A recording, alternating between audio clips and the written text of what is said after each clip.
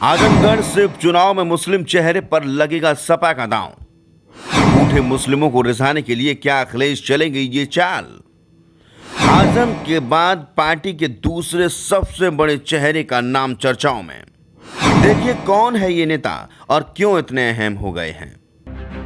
UP में लोकसभा उपचुनाव की सुगबुगाहट अब तेज होती जा रही है। सबसे ज्यादा चर्चा आजमगढ़ सीट को लेकर है, जो कि अखिलेश यादव के संसदीय छोड़ने से रिक्त हुई है। पहले डिंपल यादव की चुनाव लड़ने की चर्चाएं जोरों पर थीं, लेकिन अब मुस्लिम वोटर्स को रिझाने के लिए अखिलेश यादव एक बड़े मुस्लिम चेहरे पर दांव लगा सकते हैं। अखिलेश यादव इस नाम को लेकर मंथन कर रहे हैं। आपको इस नेता के बारे में बताएं, उससे पहले आप हमें कमेंट करके बताइए कि आजमगढ़ से डिंपल यादव की जगह किसी मुस्लिम नेता को मैदान में उतारना सपा के लिए बेहतर साबित होगा या नहीं। चलिए अब आपको बताते हैं कि आखिर वो नेता कौन है जो आजम की ही तरह मुस्लिम वोटों को सपा के साथ जोड़े रखने की दम रखता है। दरअसल हम बात कर रहे हैं महाराष्ट्र सपा के अध्यक्ष अबू आसिम आजमी की। अचानक से सपा के अंदर आजमी का नाम चर्चाओं में आ गया है।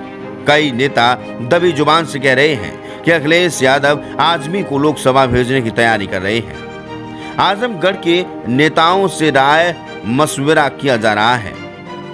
इस बीच आजमी से इस बाबत सवाल किया गया तो उन्होंने कहा, आजमगढ़ में मध्यावधि चुनाव को लेकर मैं कैसे कुछ कह सकता हूं। मेरी कोई हैसियत नहीं है जो मैं इस विषय पर कुछ बोल सकूं। जो भी बोलना होगा वह हमारे मालिक अखिलेश यादव बोलेंगे। समाजवादी पार्टी में मेरी हैसियत जीरो है। मैं केवल पार्टी का वफादार कार्यकर्ता हूं। हालांकि उन्होंने आरएसएस पर जमकर हमला बोला। उन्होंने देश में चल रहे तमाम तरह के विवादों के बीच आरएसएस को आड़े हाथों लिया है। उन्होंने कहा है कि अभी हिंदुओं को यह जिम्मेदारी उठानी होगी कि वह देश में भय के वातावरण को कम करे और चौपाल लगाकर आरएसएस के नफरत भरे एजेंडे का विरोध करे। सपा नेता ने कहा कि आरएसएस देश को बर्बाद कर रहा है।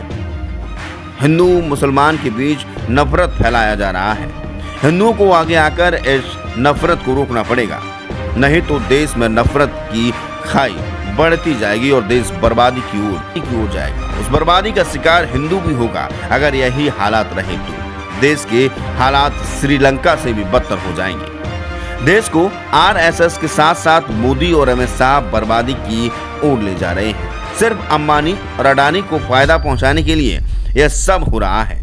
इसके अलावा सपा नेता ने ज्ञानवापी मस्जिद पर बोलते हुए कहा है कि देश में अब कानून नहीं बचा। जो बहुमत में है ताकत उसके साथ है।